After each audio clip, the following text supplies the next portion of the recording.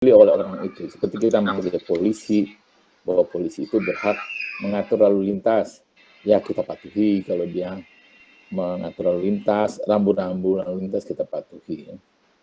Kemudian yang ketiga adalah dia merasa wajib mengungkapkan fakta atau kebenaran. Ya. Jadi dia melihat sesuatu hal yang kalau dia tidak katakan kepada wartawan, dia dianggap menyembunyikan fakta atau kebenaran. Maka itu dia bersuara. Ya. Banyak misalnya di wartawan itu dihubungi oleh orang, dia ingin bilang begini nih. Ya. Dia bilang ini ada korupsi di tempat dia. Ya. Tapi belum ada yang tahu. Kemudian mengadu. Nah itu untuk kepentingan publik. Walaupun ada juga dilakukan untuk kedua-duanya berbarengan gitu. Kalau dia memberikan keterangan kepada wartawan, berikan wawancara, kepentingan pribadinya terpenuhi, kepentingan publiknya terpenuhi. Gitu ya.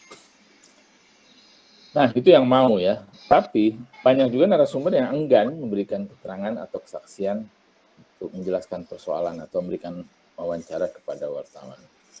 Apa penyebabnya? Nih ya. Kita telaah beberapa. Ini termasuk yang tadi dilakukan oleh Dr. Terawan. Mengapa dia nggak mau diwawancarai? Mungkin salah satu dari sini bisa memberikan penjelasannya. Yang pertama tentu saja karena tidak sempat. Dia sibuk sekali. Ya. Semua presiden dunia ini adalah orang sibuk. Bagaimana tidak sibuk dia ngurusin negara? Kalau di Indonesia yang diurusnya adalah 270 juta orang dan itu memberikan kesibukan. Yang diurus adalah mulai dari tempat tinggal dia, tentang hujan, tentang macam-macam lah ya. Nah, dia sibuk sekali dan kemungkinan kita tidak susah sekali mendapatkan waktu untuk wawancara dengan presiden secara khusus karena kesibukannya itu.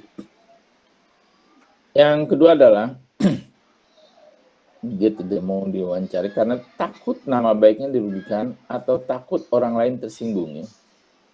Jadi ada orang kalau misalnya diwawancarai dan dia mengungkapkan fakta, dia merasa dia akan merugikan orang lain. Orang lain itu akan ditangkap misalnya ya, orang lain itu akan namanya menjadi buruk ya, atau keluarganya menjadi malu. Nah dia nggak mau wawancarai atau mereka itu tersinggung gitu oleh ungkapannya. Ini lepas dari pilihan etis dia ya. Pilihan etis itu adalah alasan-alasan etis, alasan moral dan lain-lain dia mau atau tidak mau diwawancarai, boleh atau tidak boleh. Kemudian yang ketiga adalah karena tidak merasa berhak ya memberikan keterangannya. Dia merasa tidak punya keahlian di bidang itu. Jadi misalnya mau wawancarai dokter ya, tentang bagaimana sebuah virus diciptakan ya. Nah itu kan menurut orang awam bagaimana virus dibuat dan bagaimana dokter bekerja itu kan relevan, berkaitan dan memang bidangnya ya. Tetapi sesungguhnya antara pekerjaan dokter dan pekerjaan menciptakan virus itu adalah profesi yang sangat berbeda ya. Kalau dokter itu dia menyembuhkan, dia menggunakan hasil yang diproduksi oleh farmasi, oleh orang-orang yang ahli farmasi.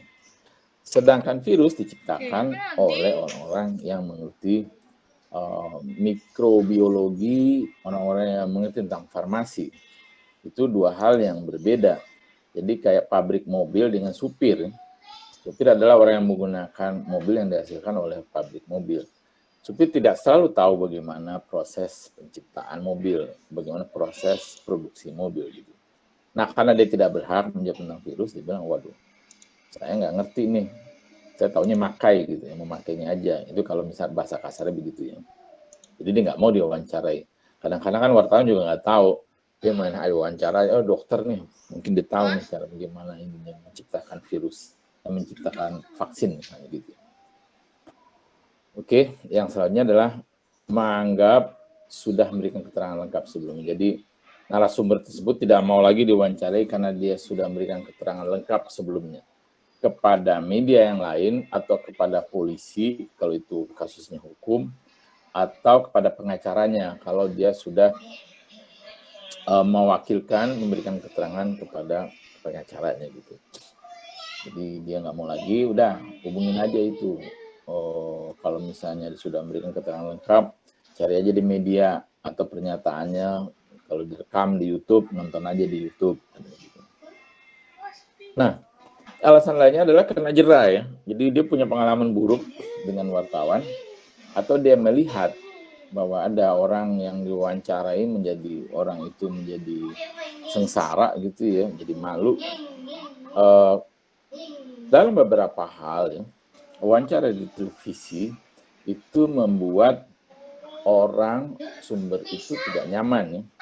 Sebab beberapa pewawancara saya perhatikan ada yang mengajukan pertanyaan atau bertanya seperti polisi bertanya pada maling ya. Seperti jaksa bertanya pada terdakwa. Nah, itu membuat tidak nyaman ya beberapa sumber.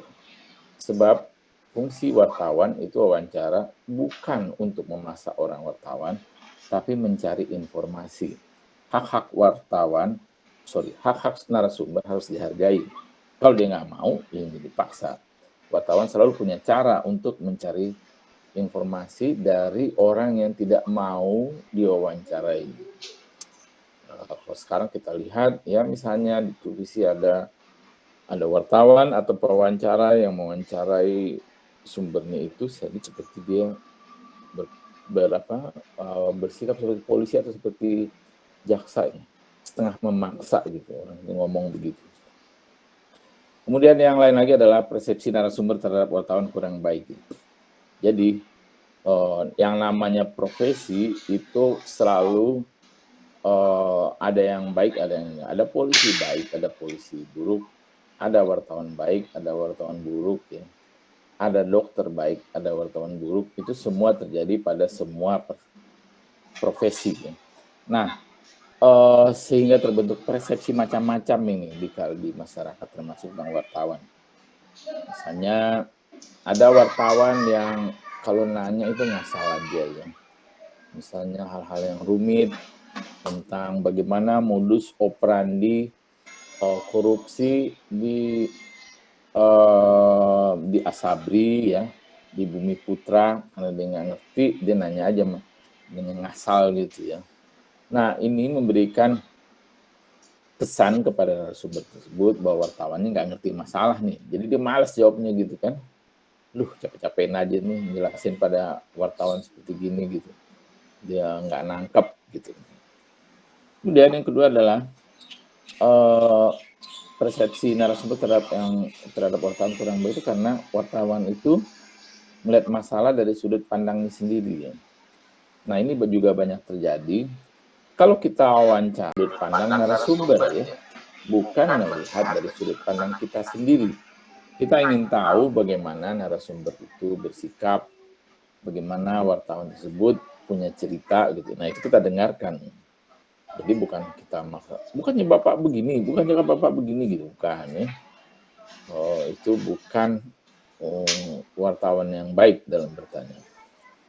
Yang selanjutnya adalah banyak wartawan yang salah kutip, wartawan teledor. Jadi wartawan itu kan macam-macam juga kerjanya. Kalau wawancara dia tidak merekam, tidak mencatat, lalu dia membuat pernyataan dari tokoh yang diwawancaranya itu diingat-ingat ya. Kemudian dibikin dalam tanda kutip. Tanda kutip atau bukan tanda kutip, kutipan langsung atau bukan tanda kutipan langsung, ternyata salah ya. Yang namanya ingatan itu kan sering meleset ya dari pernyataan sebenarnya. Karena itu kita kalau wawancara harus mencatat dan harus merekam ya. Pertama untuk menghindari salah kutip ini, kedua untuk menghindari wartawan itu untuk menghindari si sumber bilang wah saya nggak ngomong begitu gitu. Nah kalau ada rekamannya kamu bisa bilang ini ada rekamannya. Gitu.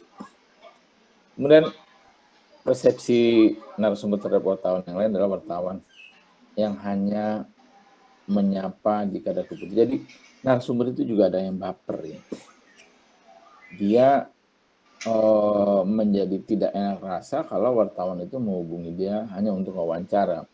Karena dia pengen berkawan dengan si wartawan ini. Sementara si wartawan tidak mau, dia nyawancara aja. Nah, ketika dia dihubungi lagi, males dia kalau nanya saya cuma ada kebutuhan gitu.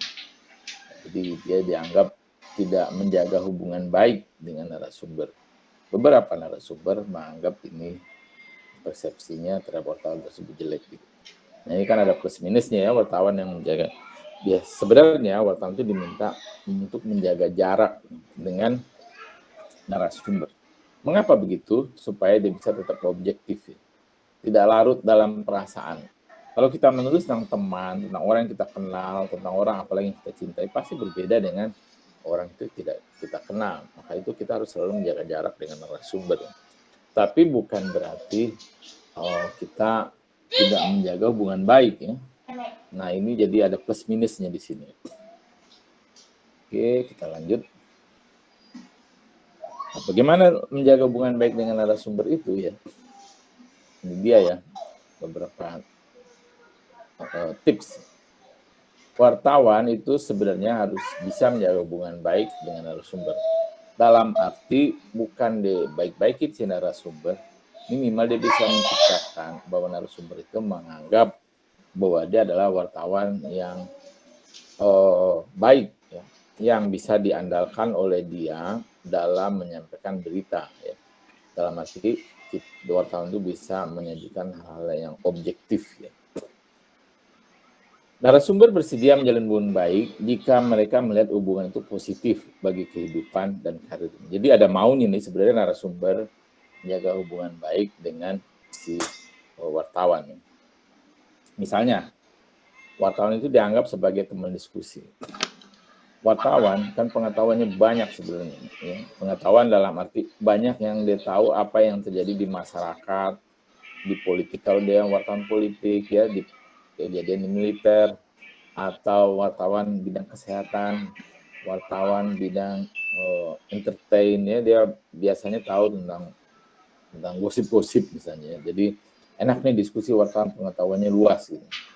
Nah, tetapi harus diingat bahwa wartawan itu memang pengetahuannya luas, banyak tahunya, tapi tidak dalam. Wartawan itu hanya tahu di permukaan. Gak mungkinlah seorang wartawan itu mengetahui banyak hal dan mendalam. Ya, dia udah jadi orang yang mengetahui sesuatu dengan sangat dalam ya dan detail itu sebenarnya disebut peneliti. Nah, peneliti itu hanya tahu apa yang ditelitinya. Di luar hal itu biasanya dia kurang tahu ya, karena waktunya habis untuk meneliti itu. Nah, sebaliknya dengan wartawan, dia tahu banyak hal tapi tidak dalam ya. Dia banyak tahu tentang kiri kanan itu, ini atas bawah dia tahu, cuma kalau diajak ngomong lagi lebih dalam dia gagap ya. Karena memang dia bukan peneliti. Kemudian narasumber merasa bahwa dia tidak disetarakan dengan barang sekali pakai. Nah, ada persepsi ini di kalangan narasumber ya tentang tadi hubungan baik. Kalau misalnya ada perlunya dia menghubungi saya katanya. Kalau nggak ada perlu dia cuek aja sama saya gitu. Nah, narasumber yang baperan begini ya. Jadi dianggap dia kalau sudah tidak digunakan dibuang kayak barang sekali pakai. Kalau dia tidak ingin mewawancara narasumber itu dilupakan gitu kan, kayak barang sekali pakai gitu. Kayak pakai tisu. Tangan kita basah, kita mau pakai tisu, habis selesai kita buang. Dan kita tidak pernah ingat lagi gitu pada tisu itu gitu. Nah, narasumber juga gitu merasa kalau ada perlunya aja dia datang gitu kan untuk nanya-nanya gitu. Kalau nggak ada perlunya dia nggak pernah menyapa. Ada memang narasumber yang baperan begitu ya. Kemudian yang selanjutnya adalah wartawan memerlukan sumber untuk memberikan background information. Jadi mengapa kita menjaga hubungan baik dengan sumber ya? Supaya dia mau memberikan informasi lebih banyak sebagai background. Ya. Kalau kita menulis, kita paham betul tentang masalah itu artinya kita harus mempunyai banyak background information tentang suatu hal. Jadi kita bisa menuliskannya dengan enak, lancar, dan padat. Ya. Tapi kita harus tetap menulis singkat, cuma isinya padat. Mengapa kita bisa menulis padat tapi singkat? Karena kita tahu background-nya ya, background information itu. Dari mana kita tahu background information itu? Ya dari narasumber ya. Dari narasumber lah yang bercerita. Nah biasanya narasumber yang memberikan background information ini dilengkapi dengan keterangan. Ini bukan untuk dikutip loh. Saya hanya memberikan background information gitu. Saya hanya memberikan latar belakangnya gitu. Ada yang model-model begini. Nah, lalu bagaimana kita mengutipnya? Karena kita sudah mendapat background information, kita tanya pada orang lain yang memang berwenang ya untuk menceritakan itu.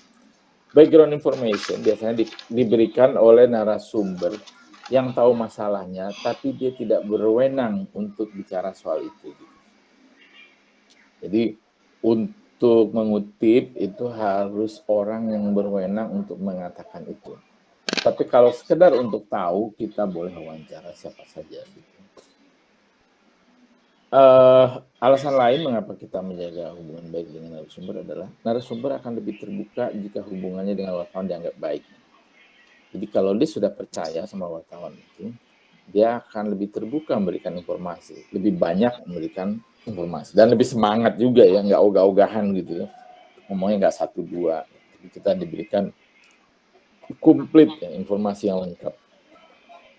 Oke. Nah, siapa aja sih jenis narasumber itu ya, berdasarkan latar belakangnya. Mestinya ini bukan jenis sumber.